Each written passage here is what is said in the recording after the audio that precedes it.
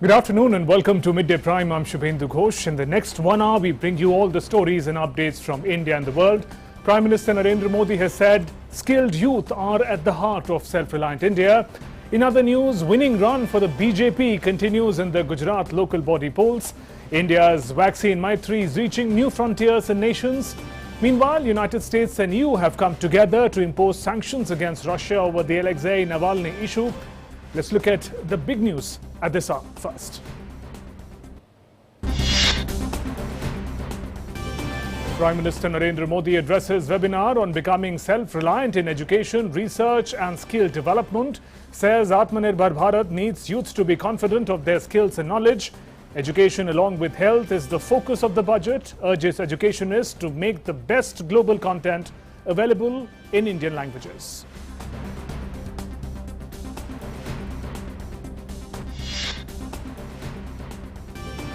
Prime Minister Modi says hydrogen fuel vehicles have been tested in the country. Says use of green energy important to become self-reliant in the energy sector.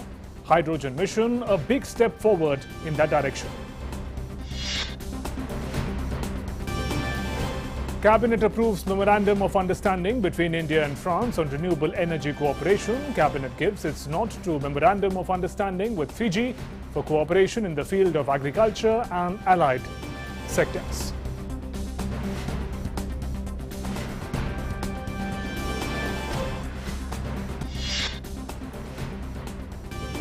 Second phase of COVID vaccination in full swing. President Ram Nath Kovind receives first dose. Over 1 crore 56 lakh doses delivered.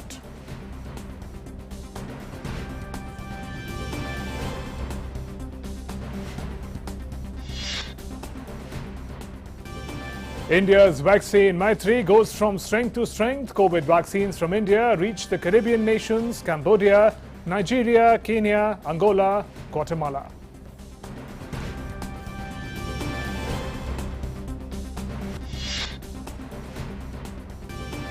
In Gujarat, BJP registered a thumping victory in the local body polls by winning clear majority in all 31 district panchayats. Wins elections in 75 municipalities out of 81. Myanmar security forces and protesters face off in Mandalay and Yangon, with protesters using fire extinguisher to create cover and throwing objects on police.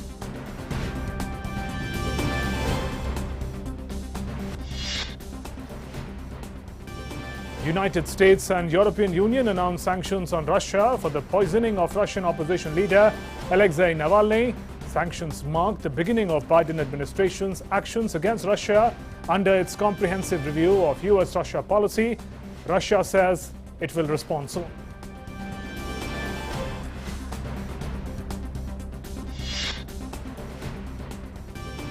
Prime Minister Narendra Modi salutes wildlife protectors on the occasion of World Wildlife Day, urges people to do everything possible to ensure protection of our forests and safe habitats for animals.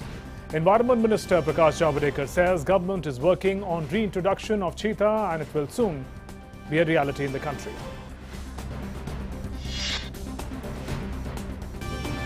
Sports India and England are set to lock horns for the fourth and final test match at the world's largest cricket stadium in Ahmedabad from Thursday. India leads the series 2-1. The draw or win would enough for Virat Kohli and company to seal the spot in the finals of ICC World Test Championship.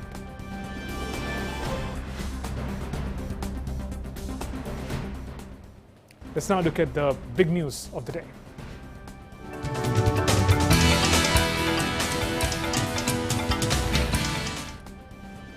And Prime Minister Narendra Modi today said youth must have faith in their skills. Addressing a webinar on implementation of the union budget in the education sector, Prime Minister said the new national education policy has been developed with this key thought, and thus we all have to work together for its success and implementation. आत्मनिर्भर भारत के निर्माण के लिए देश के युवाओं में आत्मविश्वास उतना ही जरूरी है। आत्मविश्वास तभी आता है जब युवा को अपनी एजुकेशन, अपनी नॉलेज, अपनी स्किल पर पूरा भरोसा हो, विश्वास हो। आत्मविश्वास तभी आता है जब उसको एहसास होता है कि उसकी पढ़ाई उसे अपना काम करने का अवसर दे रही है और जरूरी स्किल भी दे रही है। नई राष्ट्रीय शिक्षा नीति इसी सोच के साथ बनाई गई है। And Prime Minister also said that the second biggest focus after health in the budget is on the education sector, skill research and innovation. He stressed on the urgent need for maintaining synergy between universities, colleges and research and development, and for this, Blue Grant has been set up. आज जो दूसरा सबसे बड़ा focus है वो education, skill, research और innovation पर ही है। देश के यूनिवर्सिटी, कॉलेज और R&D इंस्टीट्यूशंस को मैं बेहतर सिनर्जी आज हमारे देश के सबसे बड़ी जरूरत बन गई है। इसी को ध्यान में रखते हुए ग्लू ग्रांट का प्रावधान किया गया है, जिसके तहत अभी 9 शहरों में इसके लिए जरूरी मैकेनिज्म तैयार किए जा सके। साथियों, अप्रेंटिसशिप पर, स्किल डेवलपमेंट और अपग्रेडेशन पर इस बजट में जो बल दिया गया है वो भी अभूतपूर्व है। And Prime Minister Modi said there is a new tradition of hackathons for startups in India, which will strengthen both the youth as well as the industry. He added, under National Initiative for Developing and Harnessing Innovation, over 3,500 startups have been nurtured in India.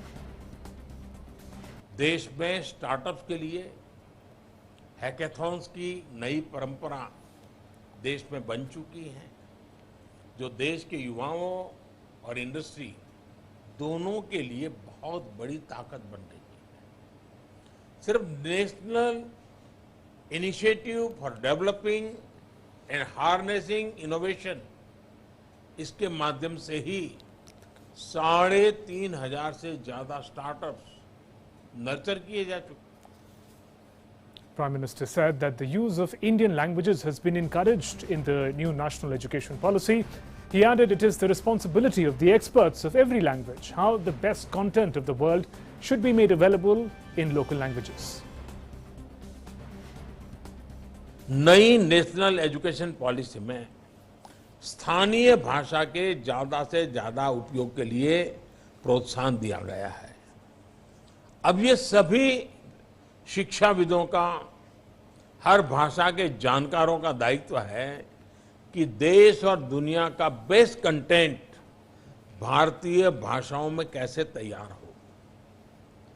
Technology के इस युग में ये पूरी तरह से संभव है। प्राइमरी से लेकर उच्च शिक्षा तक भारतीय भाषाओं में एक बेहतरीन कंटेंट देश के युवाओं को मिले, ये हमें सुनिश्चित करना है। And Prime Minister also stressed on easy accessibility of research papers in every Indian language to ensure its optimal utilization. शिक्षण संस्थानों, रिसर्च से जुड़े संस्थानों और इंडस्ट्री के कोलैबोरेशन को हमें अधिक मजबूत करना है।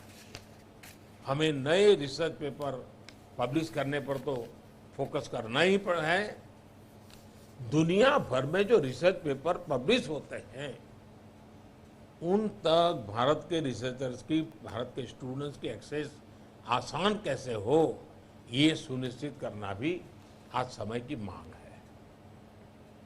And Prime Minister Modi in his address said government is about to launch Deep Sea mission, which will be goal-oriented and based on multi-sectoral approach to unlock the potential of India's blue economy. सरकार deep sea mission launch भी करने वाली है। ये mission goal oriented होगा और multi sectoral approach पर आधारित होगा, ताकि ब्लू इकोनॉमी के पोटेंशियल को हम पूरी तरह से अनलॉक कर सकें। Moving on to our national prime segment.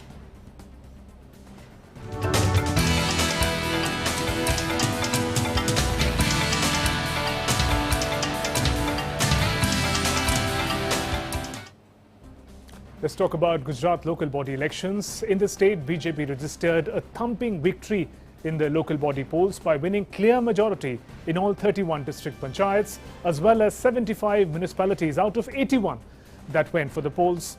The results of 2021 were not just better than 2015 for the BJP, but even better than 2010. BJP has also won 196 out of 229 taluka panchayats. Meanwhile, Congress won only 33 taluka panchayats, counting for 31 district panchayats, 231 taluka panchayats and 81 municipalities were held. On Tuesday, BJP has won 2,885 seats of the municipalities, 800 seats of district panchayats and 3,351 seats of taluka panchayats. The polling took place on Sunday with municipalities recording a voter turnout of over 58%.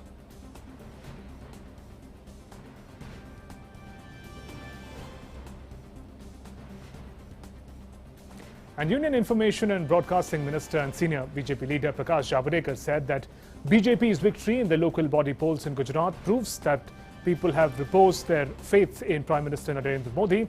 Addressing a press conference, he also said that farmers' vote in this election also prove that farmers in the state are supporting the reforms in the agriculture sector.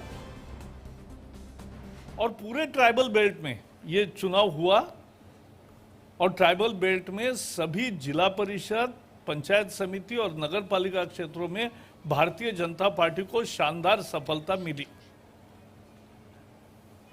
और इसलिए इसका अर्थ क्या है? इसका अर्थ है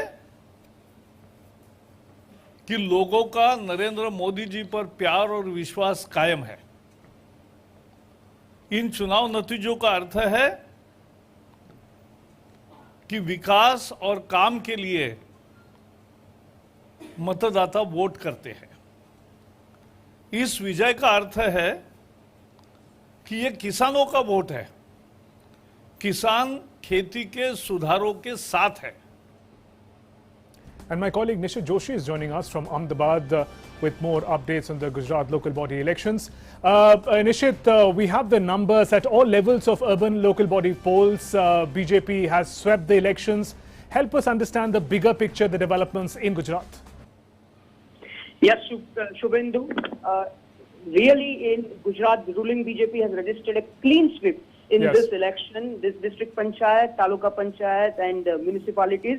So, if we talk about the 2015 election, if we compare these elections, BJP got only 8 district panchayats. BJP won only 8 district panchayats, but now in this election, BJP has won 31 district panchayats. So it's a big victory for this. As far as and BJP has won this election, BJP BJP has contested this election in the name of development, only development. And earlier there was a myth that BJP is a party for the cities and urban areas. But now this election, this victory has broken all the myths, and it has proved that BJP is accepted and also and block panchayat also. Shubhendu. Right, Nishit, also we understand urban local body polls talk about the grassroots level democracy. In what manner is the cadre celebrating and embracing the victory that they've recorded in the state? Yeah, the BJP is now more confident. Of course, it was a litmus test for Gujarat BJP also, because in next year, that is in the end of next year, 2022, there will be assembly elections also. So now BJP has got more confidence and they have become more confident about winning this election. Yesterday also, Chief Minister Vijay Rupani also claimed that the BJP will win with thumping majority in 2022 assembly election. Shubhendu. Right there, Nishit, thanks very much for joining us with those updates from Ahmedabad. And let's take forward the conversation on BJP's stupendous performance in Gujarat. Senior journalist Praful Ketkar is joining us to take the discussion forward. Praful, your initial thoughts on the stupendous performance by the BJP at the grassroots level. 31 out of 31 panchayat seats and similar sweep in other levels also. How do you see it? It again shows the kind of domination BJP has in Gujarat. You know, last assembly election, many people were wondering, and when this entire Patidar agitation started, Yes. there were discussions about the decline of BJP's hold in Gujarat, especially after Prime Minister Modi, who shifted to Delhi, and Amit Shah is also now Home Minister. So who after them? But this is more remarkable victory than the previous one. Last assembly election, there was a kind of neck to neck, and there was a belief that Congress would somehow, revive itself to some extent. But now that seems to be, a distant dream. Especially the way Congress had propped up the entire agitation and then made Hardik Patel as the president. They also used Jignesh Mewani to play another caste card. So I think all those strategies have failed completely. For Congress, I think it is also void that is created with the demise of the stalwart Ahmed Patel, who was again a very critical factor in Gujarat. I think that is also showing, signs clearly. So all in all, one can say that, BJP, even after 25 years of rule in Gujarat, has kept its hold intact, and now perhaps it has strengthened, because last week when 6 municipal corporations were won by BJP, many people were talking about, as your correspondent was also saying, that it is mainly urban phenomena. Right. Now this clearly shows that irrespective of the level, entire Gujarat, BJP has successfully saffronized. And at the grassroots level, Praful, how do you also see the significance of urban local body polls? Often from political lens, assembly elections, national elections garner more of the limelight. But these urban local body polls at the grassroots, how significant are they as a symbol, as a testimony of the connect with the masses? See, these are more, important when it comes to, if we analyze in terms of party politics. Yes. Because it clearly shows a fundamental shift in the polity of a state. For example, if you compare this to Maharashtra, though in Maharashtra there was a BJP-led government in the last assembly elections, and in the local body, NCP Congress always dominated, especially in Western Maharashtra. So it shows the kind of, the very localized interest related to land, related to development, related to agriculture, related to cooperative, especially in states like Gujarat, Maharashtra and Karnataka. Right. They play a very critical role. Now it clearly shows that whatever little hold Congress had, that is also disseminated completely, and BJP has taken control over all levels of politics in Gujarat. So little concerns can be, whether Aam Aadmi Party is showing some signs of getting some foothold, or in places like Godhra, MIM is getting some entry, but again, it is at the cost of Congress and not, damaging BJP. Right. Praful, also the winner gets to draw inferences about the larger implications of the victory. Union Minister Prakash Javadekar a short while ago in a press briefing spoke about how the farmer community also have come forward with the support for the BJP, and then they draw conclusions how they support, therefore, the farm reforms. How do you see the larger implications of this victory at the grassroots for the BJP? See, this is certainly a message, because these are not elections which were happening either Baroda or Ahmedabad or Surat. This was very much in interiors of Gujarat, where farming community, which was considered to be, agitated with on the caste lines and also on the land interest lines against the BJP in last assembly elections, that has completely changed. It clearly shows that the policies taken by the center and executed by the state in Gujarat are directly, showing some impact on the ground. farmers and landed, see, in Gujarat, especially in the areas like Saurashtra, at one point, water was a very critical issue. Right from the days of when Prime Minister Narendra Modi was Chief Minister there, that issue became, a very important policy initiative of the government. Then energy, so electricity supply, that has become very important thing. And of course, in this area, cooperatives, and especially cooperatives related to agriculture. So there is a very different kind of dynamics there.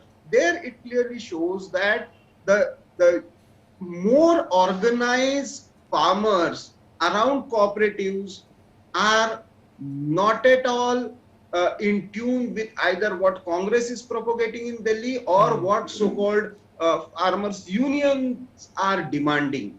That clear delink from Gujarat farmers is clearly visible, because these are the areas where farming community must have voted in large numbers. Right. And Praful, finally, just to reflect on the decimation that the Congress has faced as opposition in the urban local body polls, not only has it lost in a decisive manner to the BJP, it also ceded ground to parties like Aam Aadmi Party and others to rise up on their behalf, as you just mentioned. See, it again clearly, a kind of pointer towards the kind of confusion that Congress is going through. In terms of leadership, in terms of organizational strategies, in terms of ideology. Congress is not very clear about what they really want to do. They are fighting against communists in Kerala, they are aligning with communists in Bengal.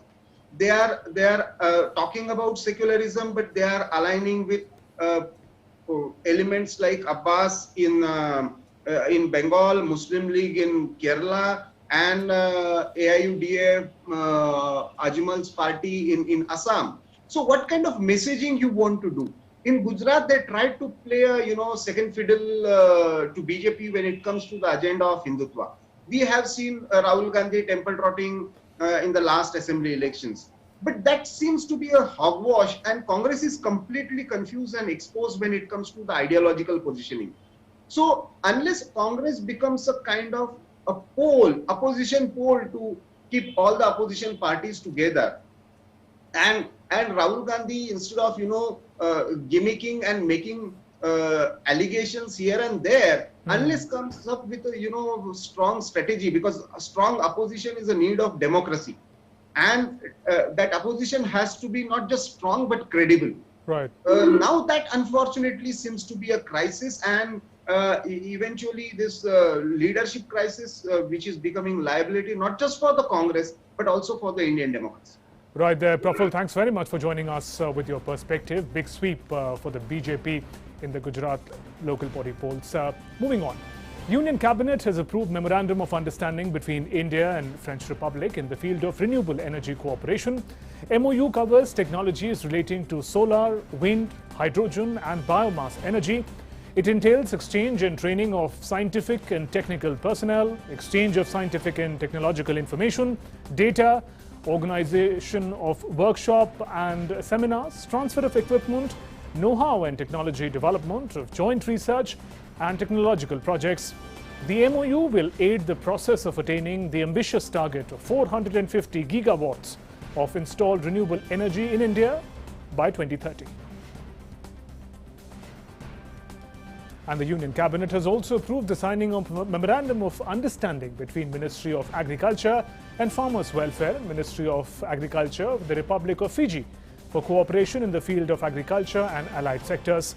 The MOU between India and Fiji provides for cooperation in the following areas: exchange of research personnel, scientific experts, specialists, technical trainees. The MOU will help in enhancement and transfer of technology, development of infrastructure for agriculture development. It will also promote joint ventures between private sectors of both the countries and also direct trade of agriculture products through market access. Indo-Fiji Working Group for dealing with phytosanitary issues will be established. Also, joint working group will be constituted to set down procedures and plans. JWG will hold its meeting alternatively in India and Fiji. once in every 2 years. President Ram Nath Kovind today received the first dose of the homemade COVID-19 vaccine at the Army Hospital Research and Referral, New Delhi. The President got his first shot as the country's vaccination campaign has been widened to include people above 60 years of age and those who are 45 years or more and suffering from some comorbidities or medical conditions.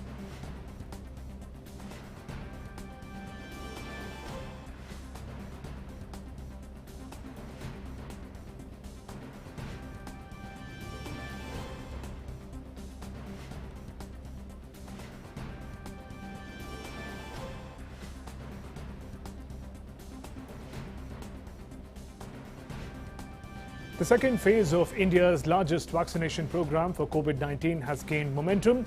According to latest updates, the cumulative number of COVID-19 vaccine doses administered in the country has crossed 1.56 crore.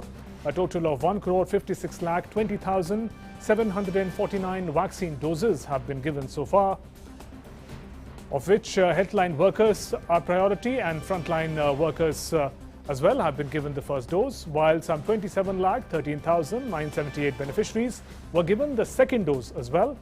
7,68,730 beneficiaries were vaccinated in a single day on Tuesday.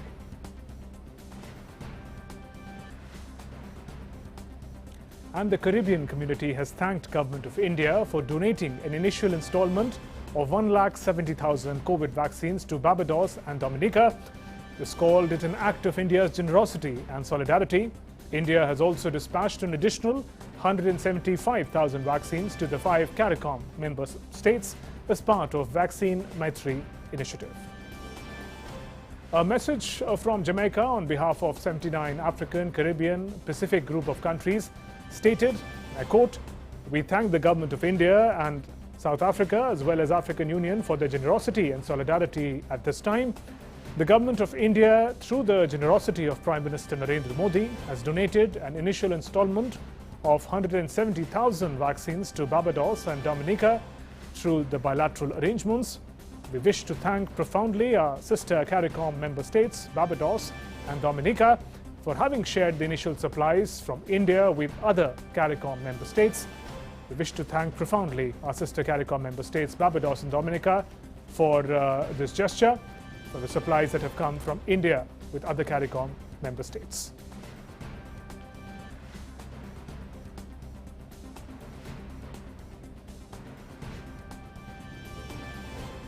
And under the Vaccine Maitri, Made in India made vaccines have reached several other nations. Covishield vaccines reached Central American nations, Guatemala. India has sent these as a gift to Guatemala.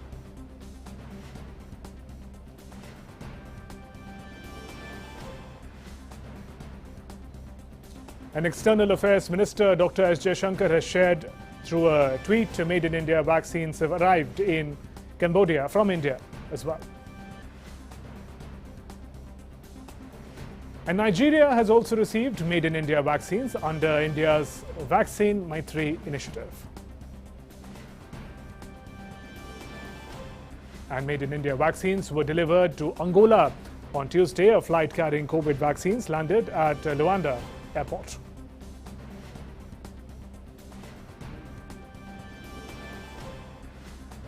And meanwhile, Kenya's first batch of COVID-19 vaccines arrived today, with the first priority being given to the healthcare and frontline workers as the nation's vaccination campaign is set to be rolled out. The East African state will aim to vaccinate some 1.25 million people in the first phase of vaccination by June this year, but the target could change depending on the availability of more doses. And with the delivery of vaccines, Ghana has become the first African country to secure vaccines through the World Health Organization's Global Vaccine Sharing Scheme, that's COVAX, acquiring some 6 lakh doses of AstraZeneca COVID vaccine produced by Serum Institute, India. And India will send a consignment of 1,000 metric tons of rice and 1 lakh tablets of HCQ to Madagascar. This comes in response to urgent appeal made by Government of Madagascar for assistance to deal with the humanitarian crisis in south of Madagascar due to severe drought situation. Indian naval ship Jalashva will leave with the food and medical assistance. It is expected to reach port of Ehola in Madagascar between 21st to 24th of March. The prompt Indian assistance to Madagascar was conveyed by External Affairs Minister Dr. Jaishankar in a phone conversation with the Foreign Minister of Madagascar, Dr. Olivia. During this trip, INS Jalashva will also have on board an Indian naval training team which is being deployed in Madagascar for capacity building and training of the special forces for 2 weeks. INS Jalashva will also call at Port Onjun in Republic of Comoros, where it will deliver consignment of 1,000 metric tons of Indian rice. The COVAX facility of WHO has announced its first list of allocations for distribution to the COVID-19 vaccines. In its first round of allocation announced on Tuesday, 237 million doses of Oxford AstraZeneca vaccine produced by Serum Institute of India will be distributed among 142 facility partners. Bangladesh has a share of 10.9 million doses in the allocation list. Bangladesh is the fourth largest recipient of the vaccine from the COVAX facility after Pakistan, Nigeria and Indonesia. The delivery for this round of allocation has started with India, Ghana and Cote d'Ivoire receiving doses of the vaccine. The COVAX facility seeks to allocate COVID-19 vaccine under its fair allocation mechanism developed by WHO in consultation with the member states. Bangladesh received 9 million doses of Oxford AstraZeneca developed COVID-19 vaccine produced by Serum Institute of India. It includes some 2 million doses gifted by India to Bangladesh.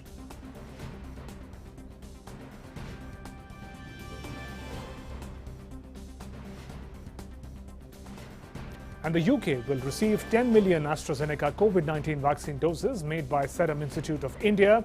The UK government said in a statement on Tuesday, the world's largest vaccine manufacturer by volume is mass-producing the AstraZeneca vaccine developed by Oxford University for dozens of poor and middle-income countries. A slew of low and middle-income countries ranging from Bangladesh to Brazil are dependent on Serum Institute of India's AstraZeneca vaccine, branded Covishield, but demand has been growing from Western countries as well.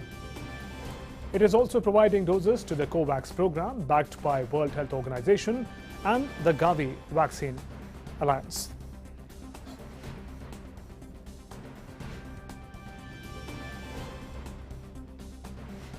Goa Chief Minister Dr. Pramod Sawant received the first dose of COVID-19 vaccine at Primary Health Centre in Sankhali. Dr. Sawant said the COVID vaccine is given free of cost in government facilities in Goa. 14 private hospitals are also giving vaccine at 250 rupees per dose. Chief Minister appealed to all those eligible to come forward and get vaccinated.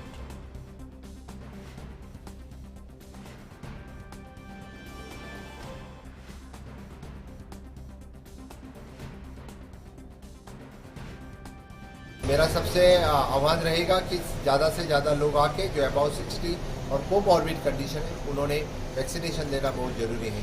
इसी के साथ में यानी गोवा अभी तक तो यानी corona control में है, फिर भी मास्क, सैनिटाइजर और सोशल डिस्टेंसिंग मेंटेन करना बहुत ज़रूरी है। Let's now take a look at the COVID-19 data from the country as released by Union Health Ministry. 13,123 recoveries were recorded yesterday, taking the cumulative total of recovered patients to 1,08,12,044. With this, the recovery rate in India currently stands at 97.06%. India's three-pronged strategy of test, trace and treat is proving to be a success. The fatality rate has dropped to 1.41%, with 1,57,346 casualties recorded so far. The number of active COVID-19 cases in India stands at 1,70,126, which is about 1.53% of the total COVID cases reported so far. Karnataka Chief Minister B.H. Yediyurappa today accepted the resignation of Minister Ramesh Jarkioli. Earlier, Karnataka Home Minister Basavaraj Bommai had said the probe will be conducted on the alleged CD of Minister Ramesh Jarkioli. The CD was released to regional channels and a social activist has lodged a complaint on behalf of the woman seen in the CD with the minister.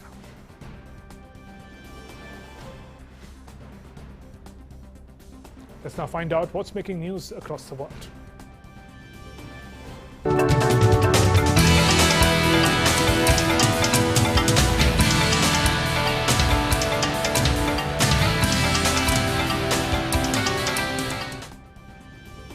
The United States and the European Union announced coordinated sanctions on Russia on Tuesday for the poisoning of Russian opposition leader Alexei Navalny with a nerve agent and his arrest and detention that followed. The US sanctions against 7 senior Russian officials, among them the head of its FSB security service, and 14 entities marked a sharp departure from former US President Donald Trump's reluctance to directly confront with President Vladimir Putin. Besides the sanctions, US is also adopting export restrictions and visa restrictions on Russia. The sanctions are the beginning of administration's action against Russia as President Biden's comprehensive review of the US-Russia policy continues. Meanwhile, European Union has also sanctioned Russia's 4 top government officials. EU also took action against Russia for poisoning Navalny last October, restricting travel and freezing the assets of 6 Russians and designating 1 entity.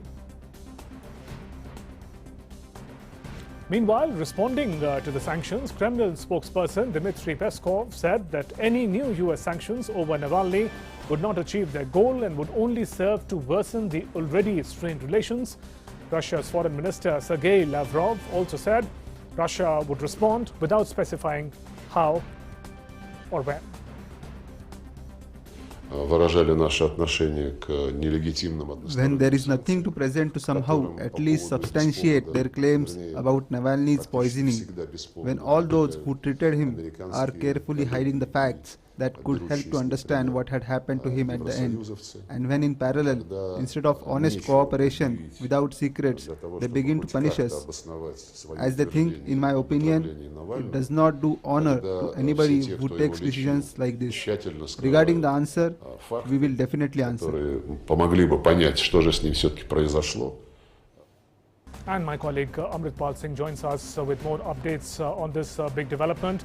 Amrit, how do we see the implications of the sanctions by US and EU on Russia, and how does it take forward the issue concerning Navalny? Shubhendu, could you repeat the last part of your question? Yes, in what manner does it further add to the cause of Alexei Navalny's poisoning and the way he has been detained in Russia?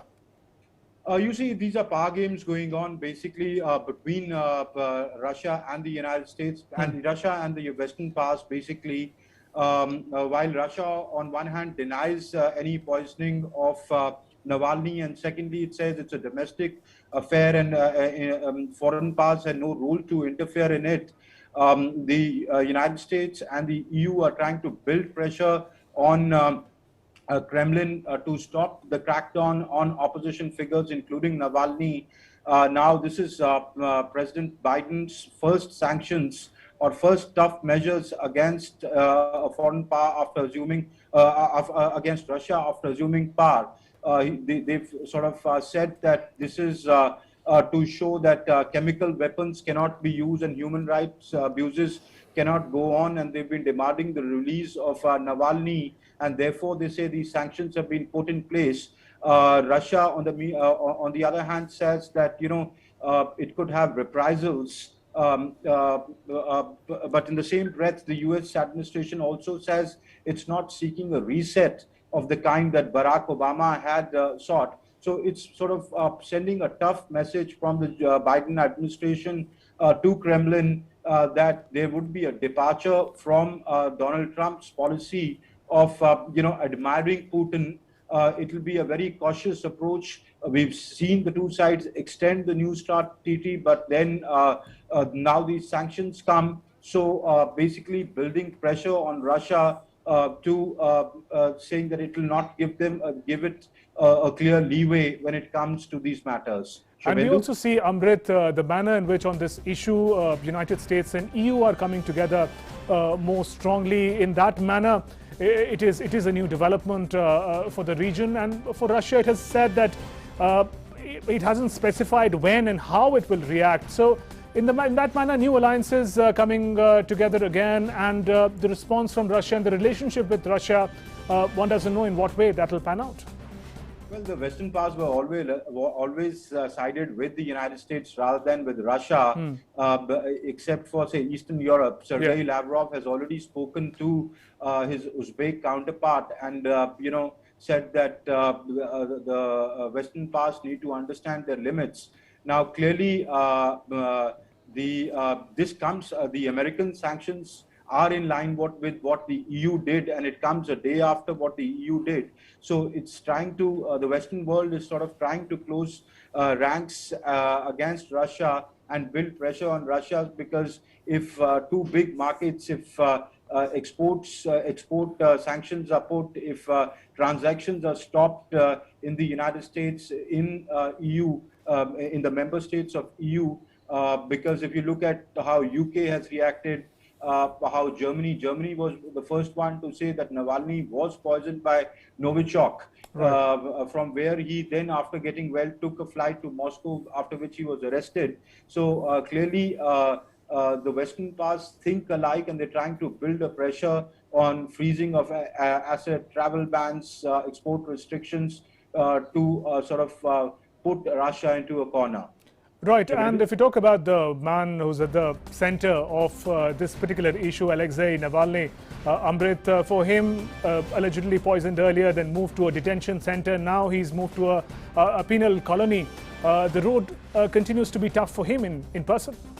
Absolutely, the road continues to be tough because he's taken straight on the Kremlin. He's taken no less than a powerful President Putin there. So he made the resort, the alleged resort of Putin at the Black Sea viral. Pictures of that, videos of that viral. He's talked about corruption. He said that he will be perhaps the first president who will go down with Novichok, using Novichok in underpants, basically saying that the Kremlin does use nerve agents against opposition leaders. And we saw the sort of protests that were that took place in various Russian cities. So the Kremlin will not take it, lightly, or they will not take it kindly. So yes, Alexei Navalny is in a problem, but he's also, I mean, he could have chosen to stay back in Germany after his treatment there, but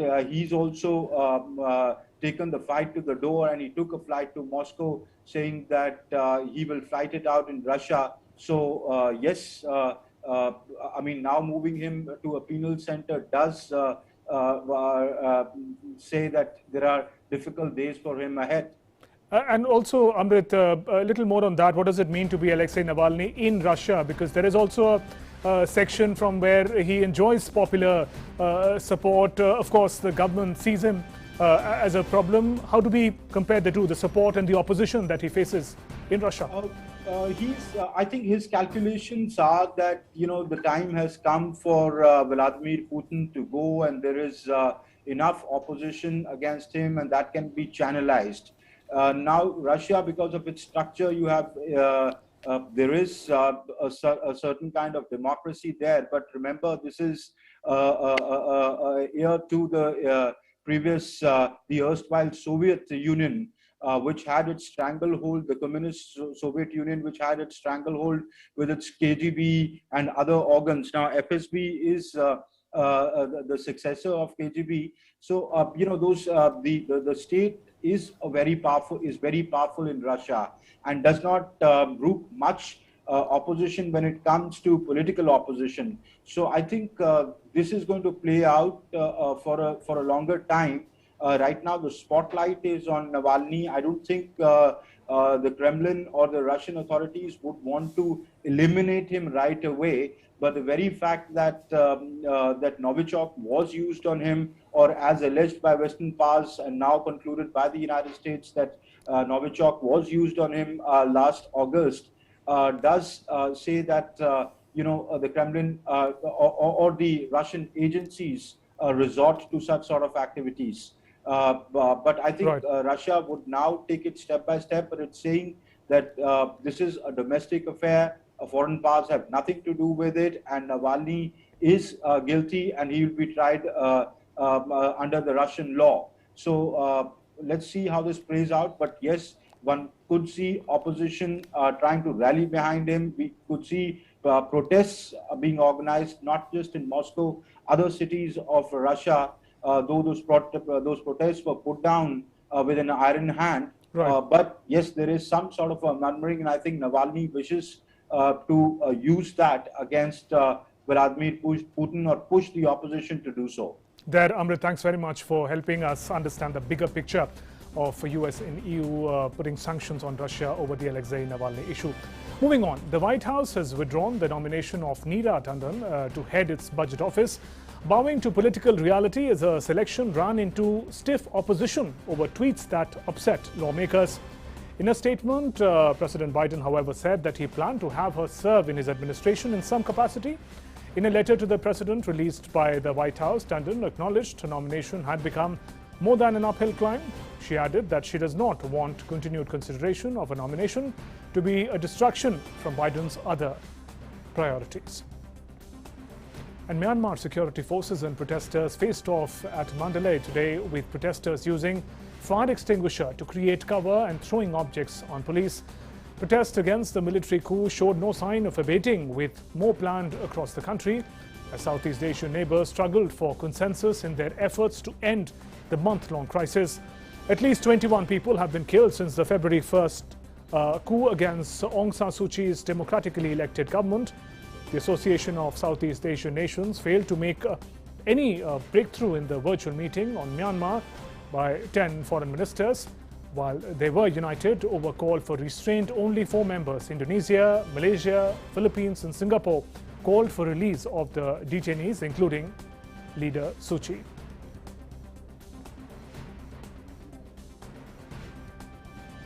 And protesters in district of Yangon used fire extinguishers and smoke grenades to create a cover during clashes with security forces in Shanchun in Yangon. Protesters and protests against the military coup showed no signs of abating, with more planned across the country as Southeast Asian neighbors struggle for consensus in their efforts to end the month-long crisis. British Finance Minister Rishi Sunak will present the budget speech today, which he will lay out the government's tax and spending plans. Ahead of that, Sunak said that he will do whatever it takes to support the economy, and that the task of fixing the public finances will only begin once the country is recovering from its COVID-19 crisis. The UK government has borrowed a record £270 billion so far, fighting the pandemic, and has to come up with a way of paying it back. But it also needs to continue supporting millions still out of work or on furlough due to lockdown. Britain has suffered the biggest COVID-19 death toll in Europe and the heaviest economic shock among the big, rich countries. Let's now take a stock of update on COVID-19 data from across the world. So far, 11 crore 53 lakh 1,000 people have contracted COVID-19 globally, while the tally of recoveries stand above 9 crore 11 lakh 17,000. The viral disease has claimed over 25 lakh 60,000 lives worldwide. The United States continues to remain the worst affected from COVID-19, where more than 2 crore 93 lakh 70,000 cases of COVID-19 have been quoted. The country's fatalities have crossed 5 lakh 29,000. Moving on, Texas will lift its mask mandate, allow businesses to reopen at full capacity next week. Texas Governor Greg Abbott said that it is now time to open Texas 100%. He added that with increased vaccination and improved treatment for COVID, the state was in a far better position. The new executive order is to take effect on 10th of March. However, administration of US President Joe Biden has made it clear COVID restrictions are still necessary. Texas is one of the largest US states to end its mask mandate. It has recorded 43,000 casualties related to COVID, the third highest statewide toll in the US. Effective next Wednesday, all businesses of any type are allowed to open 100%.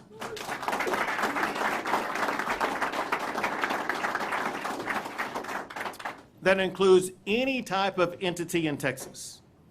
Also, I am ending the statewide mask mandate. And just hours after Texas announced reopening of all businesses and ending of the mask mandate, US President Joe Biden said that there is light at the end of tunnel, but we cannot let our guards down. Speaking to reporters, he hoped that life in the United States will be back to normal by March of next year, but urged public to remain vigilant about coronavirus. There is light at the end of the tunnel, but we cannot let our guard down now or assure that victory is inevitable. We can't assume that. We must remain vigilant, act fast and aggressively, and look out for one another. That's how we're going to get ahead of this virus, get our economy going again, and get back to our loved ones. So thank you, and please, please, it's not over yet. Great news, but stay vigilant. Let's look at some other news. Today is World Wildlife Day. This year, the day is celebrated for forest-based livelihoods to seek and promote forest and forest wildlife management models and practices. The wildlife management models and practices accommodate both human well-being and long-term conservation of forest-dwelling species, of wild fauna, flora, and the ecosystem as a whole that they sustain. This year, the theme of World Wildlife Day is Forest and Livelihoods, Sustaining People and Planet, to highlight the central role of forest species, ecosystem services in sustaining livelihoods of hundreds of millions of people globally, particularly of indigenous and local communities with historic ties to forested, forest-adjacent areas. This aligns with UN Sustainable Development Goals 1, 12, 13 and 15 and their wide-ranging commitments to alleviate poverty, ensuring sustainable use of resources and on conserving lifeline. And Prime Minister Narendra Modi took to Twitter to salute all those working towards wildlife protection. PM said, be it lions, tigers, leopards, India is seeing a steady rise in the population of various animals. We should do everything possible to ensure protection of our forest and safe habitats for animals.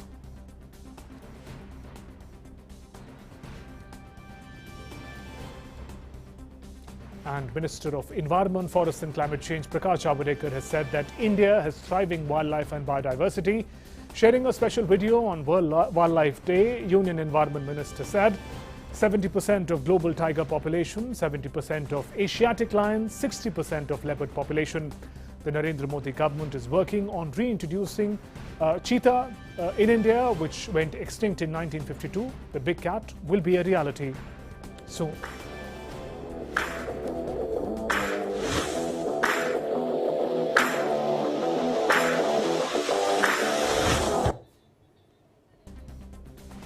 And time now to get all the action from the world of sports.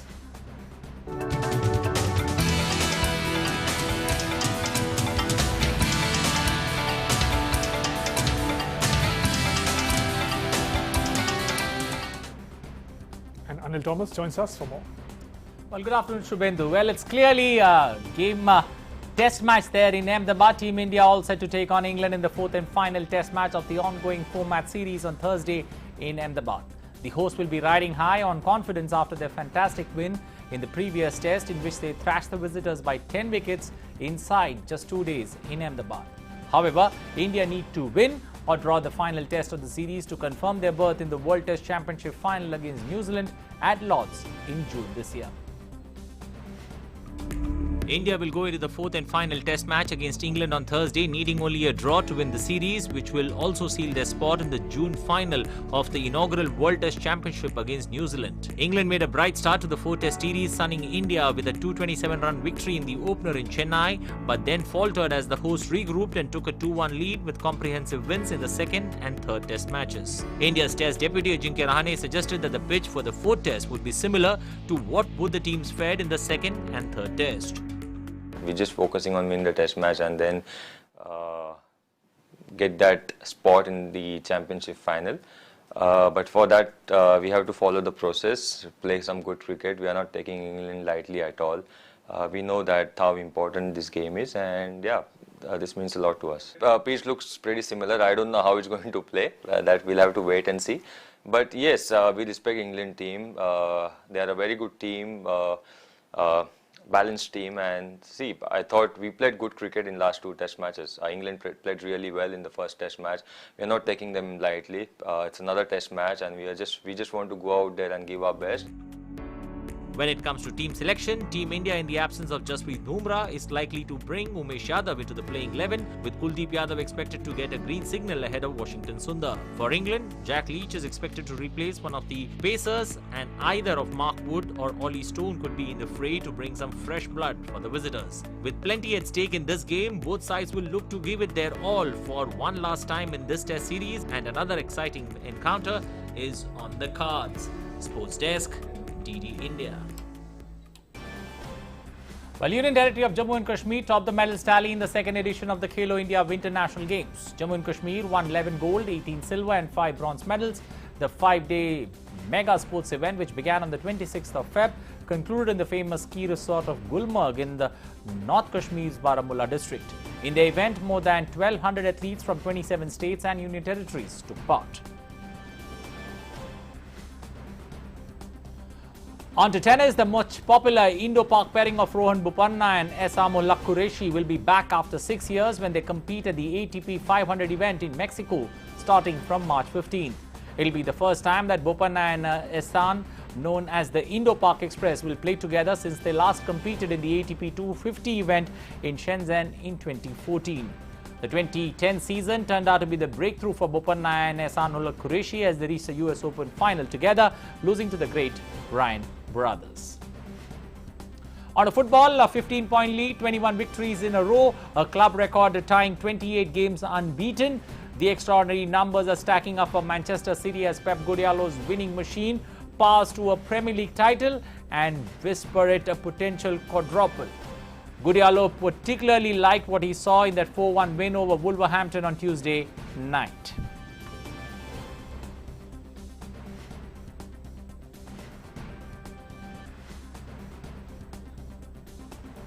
Cristiano Ronaldo marked his 600th league appearance with his 20th Italian league goal of the season as Juventus beat Spezia 3-0 to move within 3 points of second place AC Milan.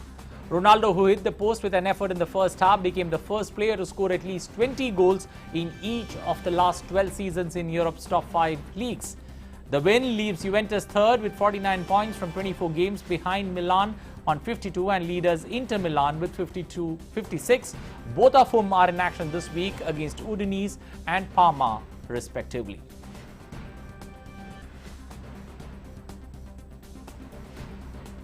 Well, that's all in sports. Back to Shubhendu for more updates. Thanks very much, Anil, for getting us all those updates.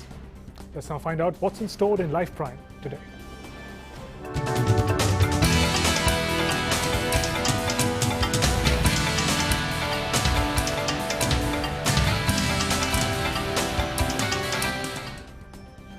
Australia's Taronga Conservation Society has announced to establish world's first platypus refugee facility. The facility will have the capacity to house some 65 platypus at the time, will be built by 2022.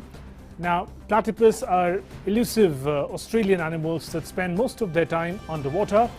The duck-billed animals with webbed feet are mostly seen across Australia's eastern seaboard, from far north of Queensland state to the island state of Tasmania.